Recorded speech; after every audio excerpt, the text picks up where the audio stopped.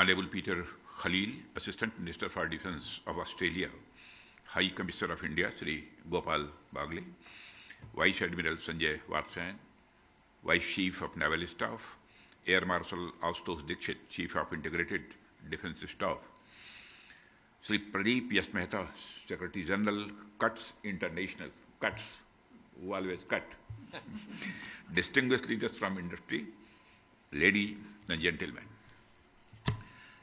At the outset, I would like to thank Honorable Peter Khalil, Assistant Minister for Defence of Australia, for joining us at this Made in India-Australia Defence Industry Business Roundtable, being held here in the beautiful Emerald City, Sydney.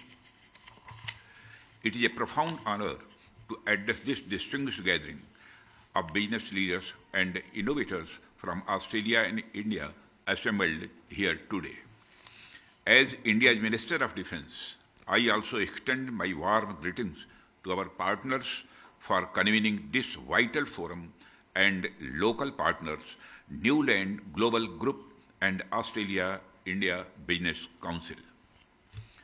Today, as we gather under the banner of our comprehensive strategic partnership established in 2020, we stand at a pivotal juncture to reposition our defence relations not merely as partners but as co-creators of a secure and prosperous Indo-Pacific.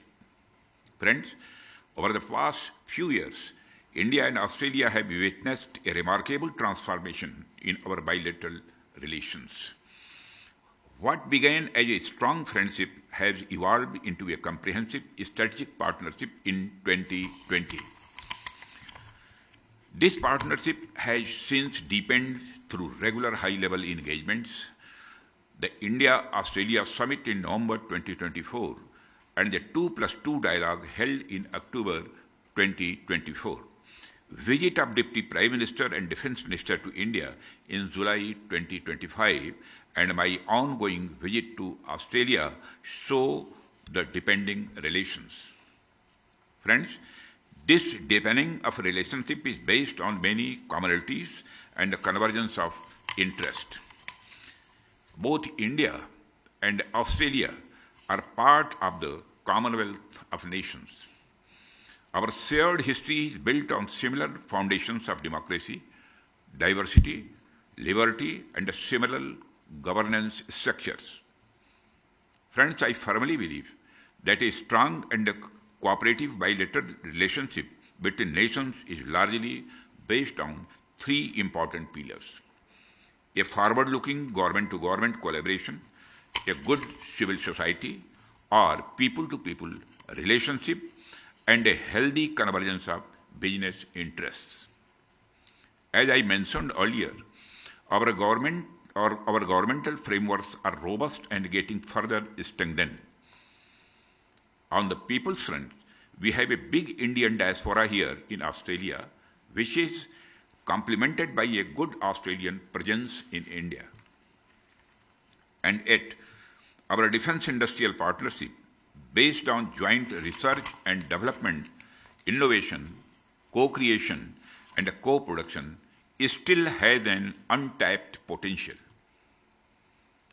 It is in this context that I see this forum as an important instrument to make India and Australia natural allies in business and industry too. Friends, as I see it, this potential nature alliance has compelling economic reasons to be successful and mutually beneficial.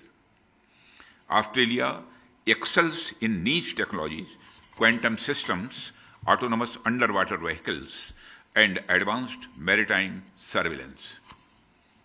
India, on the other hand, offers vast manufacturing scale and economies, software prowess, and indigenous capabilities in sectors such as shipbuilding, missile technology, and space.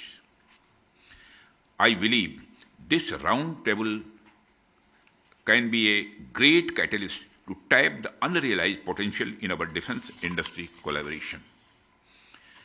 India is on a transformative journey of structural reforms, particularly in manufacturing, propelling our growth trajectory. Friends, propelled by a concerted effort, India is today globally the fourth largest economy, as also the fastest growing large economy of the world. India's economic resilience can also be seen from the fact that when the world is witnessing increasing barriers in trade and geostrategic instability, India's economy has been consistently posting above 6.5% growth rate annually. As regards Indian defense industry, India's defense production touched rupees 1.51 lakhs crore, which is approximately $18 billion US dollars last financial year. This is an 18% increase from the previous year's output and the highest ever. Our defense exports have reached rupees approximately 23,622 crore, or approximately 2.76 billion US dollar last year. And Indian companies now export to around 100 countries. Friends, strategic reforms such as Make in India, production-linked incentive schemes, and a digital transformation have fostered a conducive environment for innovation, investment, and manufacturing growth. India's young and skilled workforce, expanding infrastructure, and rising technological capabilities are further strengthening its role as a global economic hub and reliable partner in resilient supply chains. This economic momentum not only enhances India's strategic influence, but also creates vast opportunities for international collaboration and investment. We have liberalized our foreign direct investment policy in the defense sector. Up to 74% FDI is now allowed under the automatic route, and beyond that, through government route, and especially when it brings in modern or state-of-the-art technology. Our defense production ecosystem is being continuously liberalized through various policy interventions, and compliances and mechanisms are being simplified to make India more and more business-friendly. Many components, subsystems, production equipment, and testing equipment have been removed from restrictive licensing in reduced entry barriers, especially for smaller players. Friends, in order to accelerate defense research and development in the private sector, we have opened avenues for free of cost technology transfer through Defense Research and Development Organization, DRDO. And there are attractive schemes for development of cutting-edge and frontier technologies put in place to encourage research and development in defense, and they are giving excellent results in recent years. Friends, I would now like to explicitly highlight some of the areas in which we can straightway build our partnership, the so-called low-hanging fruits. India, with its robust shipbuilding capabilities, diverse defense manufacturing base, and a growing ecosystem of the private sector innovators and startups, stands ready to be a trusted partner in this journey. Our shipyards, both in the public and the private sector, have a proven track record in building and maintaining a wide range of naval platforms. Indian yards can offer refit, midlife upgrades, and maintenance services to the Royal Australian Navy and to vessels deployed under Australia's Pacific Maritime Security Program. Such collaborations can reduce turnaround time, optimize costs, and strengthen maritime operations in the Indo-Pacific. On the technology front, DRDO and Australia's Defense Science and Technology Group are already collaborating on towed array sensors. Later this year, collaboration in fields of quantum technology, artificial intelligence, cyber security, information warfare, and advanced science and technology are set to be explored.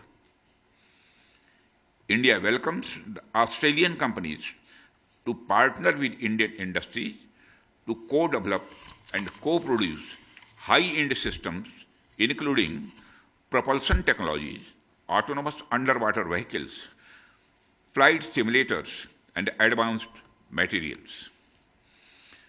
Joint ventures can help build interoperable platforms aligned with the strategic objectives of both our nations.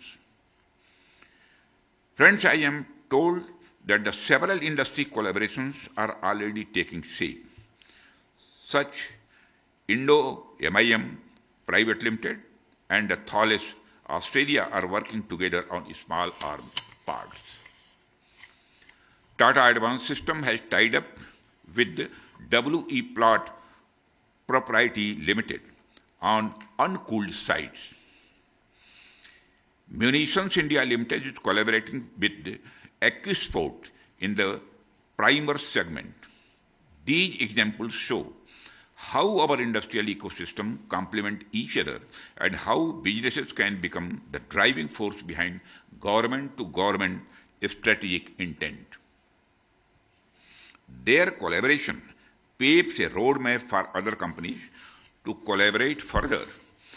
Defense sector companies of Australia, some of which are also present here, have great scope to collaborate with their Indian counterparts. I have the confidence that this list can grow much bigger in near future, allowing the two sides to take full benefits of the existing potential. I am very happy that the Australian side has proposed a reciprocal provision of defense articles and services (MU) to streamline procurement, technology transfer, and G2G collaboration, government-to-government collaboration. We welcome this initiative. Importantly, Australia has identified India as a top-tier partner, removing certain regulatory barriers to enable easier technology sharing. This is a testament to the trust and confidence that binds us. Friends, huge opportunities loom before us. The opportunity of co-production of naval vessels and subsystems, ship repair, refits, and MRO support in India for Australian and partner nation vessels, joint research and development in autonomous systems, underwater sensors, green shipbuilding technology, setting up MRO hubs in Australia, supported by India's skilled force, supply chain integration, leveraging India's cost advantages and Australia's innovation leadership beckon our two industries to join hands. By diversifying supply chains, building joint capacities, and investing in skills and innovation, our two nations can together contribute to a resilient, secure, and self-reliant Indo-Pacific. Friends, the India-Australia Defence Partnership is a defining moment. The convergence of our strategic interests, combined with the energy of our industries and the vision of our leadership, gives us a unique opportunity to shape the future together. Now I invite the Australian business community to invest, collaborate, and innovate with India. Together, we can develop cutting-edge technologies, build advanced platforms, and ensure that our industries are not just suppliers, but strategic enablers of peace and security in the region. Let us seize this moment to build a partnership that is not only economically beneficial, but also strategically transformative. Thank you very much.